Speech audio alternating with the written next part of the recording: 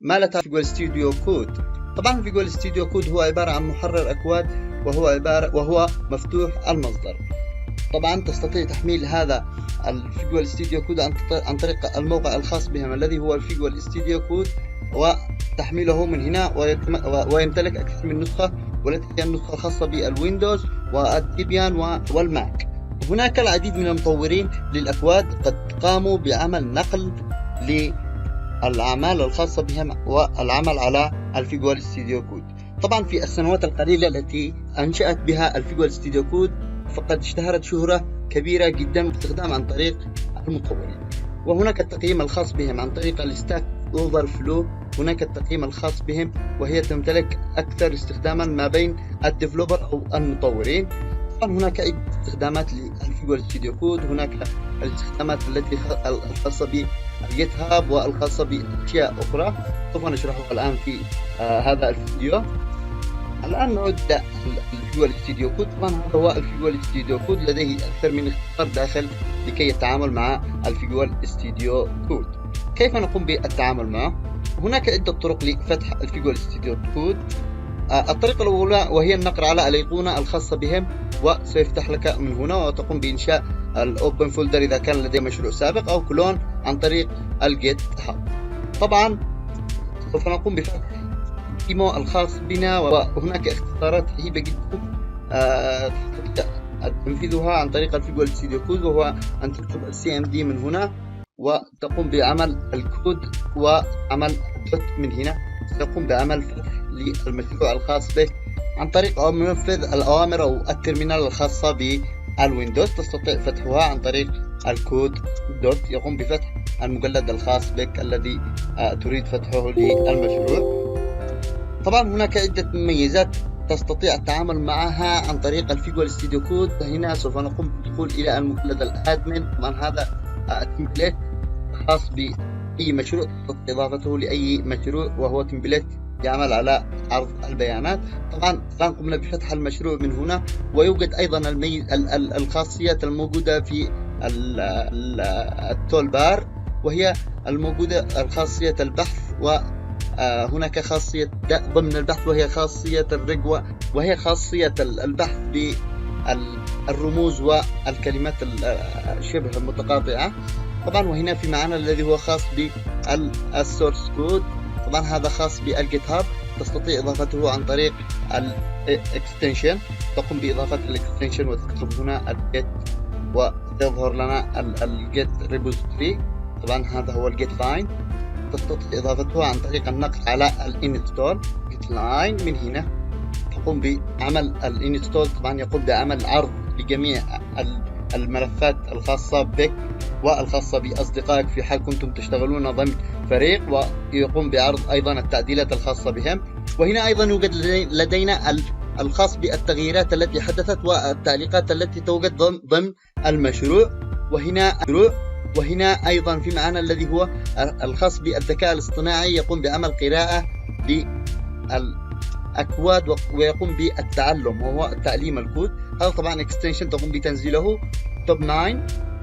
الآن نأتي إلى هنا يوجد لدينا الأشكال الخاصة بالكود أو الأشكال الخاصة بالمجلدات، تتكون على حسب اسم المجلد، وهي إضافة أيضا قمنا بإضافتها سابقا، والتي هي إضافة الفيجوال ستوديو كود.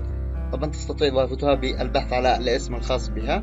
طبعا تقوم بعمل أشكال الأيقونات الموجودة هنا. طبعا يوجد أيضا الميزة الأساسية المهمة التي لا يستغني عنها أي ديفلوبر داخل الفيجوال ستوديو، وهي بالنقر على الكنترول تي، وهي عمل عملية بحث كامل ضمن المشروع على الملفات، وهي تعمل على التنقل ضمن الملفات بسهولة كبيرة جدا. في حال كان لديك المشروع كتابة الاسم المجلد أو اسم الملف الكود، يقوم بعمل بحث ويقوم بالنقر عليه، يقوم بالنقل إلى هذا المجلد. مثلا هنا يوجد لدينا الاندكس. إذا قمنا بكتابة الاندكس 2 يقوم بنقل الملف إلى الاندكس 2 الموجود هنا. طبعا تستطيع التنقل بأشياء كثيرة عن طريق هذا الرمز. طبعا هنا يوجد لدينا يظهر لنا الاسم الخاص بالمعد أو الكريت الذي قام بإنشاء الكود. طبعا هنا يوجد لدينا من الخاص بالتمبلت، لأننا قمنا بتنزيل التمبلت من الجيت هاب. طبعا سوف يقوم بقلب لنا اسم الذي قام بإنشاء التمبلت والمدة التي قام بإنشاء هذا الكود داخل التمبلت. أيضا يوجد لدينا الميزة التي هي الخاصة الاختصارات الخاصة بالفيجوال ستوديو، وهو أنك تقوم بكتابة مثلا أننا نقوم باختيار ال HTML مثلا. هنا طبعا يتكون من عديد من اللغات. نقوم بكتابة HTML، يقوم باختيار HTML5، يقوم بالإكمال التلقائي للكود. طبعا أيضا عمل XML، وهناك أيضا الاختصارات الغزيرة التي موجودة داخل الفيجوال ستوديو كود. طبعا أيضا يوجد لدينا الخاصية UL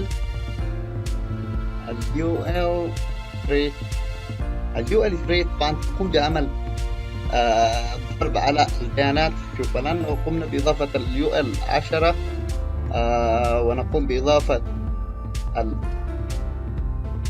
LI، بيقوم بإضافة لكل UL LI داخل UL. هذه هي الاختصارات الموجودة داخل الفيجوال ستوديو كود.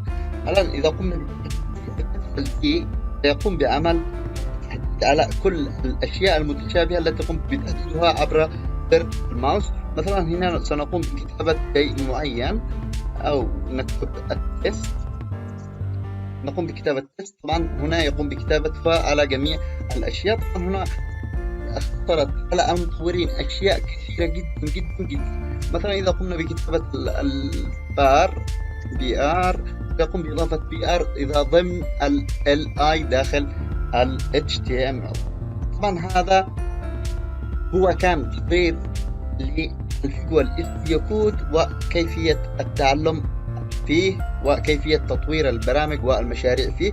طبعا يتكون من عديد من اللغات البرمجية الكثيرة جدا، لأنه يضاف إليه كإكستنشن أو إضافة المشروع، ومنها العديد من الفريمورك التي تستطيع التعامل معها عن طريق الاكستنشن أو الإضافات الموجودة ضمن المشروع. مثلا يوجد لدينا الذي هو الرياكت والدارت والعديد من الأشياء والفلاتر والسي شارب. طبعا تستطيع إضافة أي لغة مفتوحة المصدر عن طريق الفيجوال ستوديو كود. وأيضا تتكون من الدكر التي تستطيع عن طريقه التحكم بالحاويات داخل المشروع.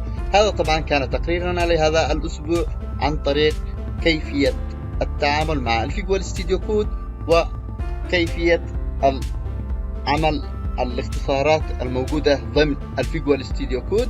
أيضا لقد نسيت شيء نستطيع إضافته إلى المشروع. هنا يوجد لدينا مرحلة الستيج. طبعا الفيجوال ستوديو كود يتكون من الجيت هاب، تستطيع التعامل عن طريق الجيت هاب عن طريق الواجهات التي تستطيع عمل البول والبوش والكلون والشيك اوت والفيتش. طبعا تستطيع إضافة الأشياء، العديد من الأشياء، وهنا تستطيع إضافة الكومنت أو التعليق التي تريد لكي توضح عملية الفيتش أو الكلون أو البوش والبول عن طريق الجيت هاب. إلى هنا نكون قد انتهينا من هذا الفيديو. فلا تنسى الاشتراك في القناة وتفعيل زر الجرس ليصلك كل جديد عن القناة. ودمتم